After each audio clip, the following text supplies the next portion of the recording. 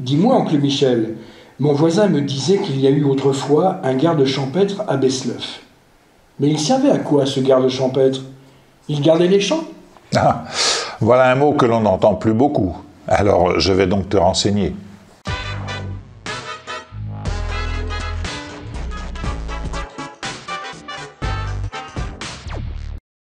Connaissez-vous le garde champêtre?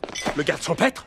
Le garde champêtre? Oui, le fameux garde champêtre. Celui qui pue, qui pète. Oui, celui qui prend son tutu pour une voilette. Le garde champêtre. Le garde champêtre! Mais c'est bien sûr le garde champêtre. Mais c'était quoi au juste, un garde champêtre? Mais ça existe toujours, tu sais. Mais le mot maintenant, c'est police municipale. Et on en trouve dans les villes, les polices municipales. Dans nos villages, c'est la gendarmerie qui exerce ce travail le plus souvent. Car à l'origine, le garde champêtre était chargé de surveiller les récoltes. Champêtre, ça vient du mot champ. Tu n'étais pas si loin de la vérité. Et c'est vieux comme mot? On trouve trace de cet emploi bien avant l'an 1000. Les seigneurs employaient quelqu'un chargé de vérifier si les bestiaux ne divaguaient pas dans les champs de blé ou si l'on ne s'avisait pas de vendanger avant que le seigneur ait donné l'autorisation. Il surveillait le braconnage, la chasse. Le droit de chasse, c'était le privilège du seigneur. Ouais. Il protégeait les biens du seigneur, en quelque sorte. Oui, voilà, c'était la police rurale. D'ailleurs, autrefois, le premier nom, on les appelait des messiers, un mot qui vient de moisson. C'est d'ailleurs curieux de constater qu'à la Révolution, on a donné le nom de Messidor au mois où l'on faisait les moissons.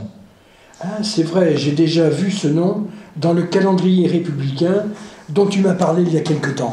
Oui, à la Révolution, le droit de chasse seigneurial a été supprimé et il y a eu une période un petit peu anarchique.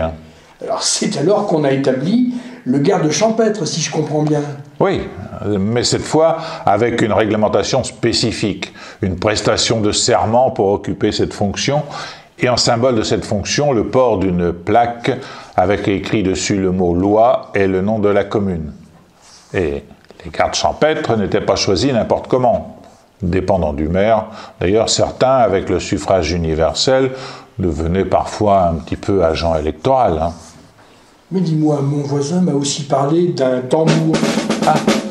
Ben oui, le garde était chargé d'avertir la population des faits importants. Il se déplaçait dans toute la commune, se plaçait aux endroits où les maisons étaient groupées, ou sur la pierre de crier à l'entrée de l'église.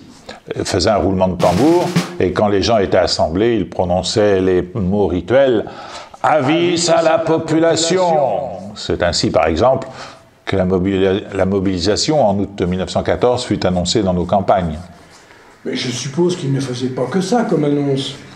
Bah, parfois, on faisait appel à lui pour prévenir les obsèques de quelqu'un du village, mais ça, c'était à la charge des familles. C'était donc, en quelque sorte, le réseau social d'avant le téléphone. Eh oui, mon neveu. Et avec lui, pas de fake news, de fausses informations, puisque je sais que tu ne comprends pas trop l'anglais.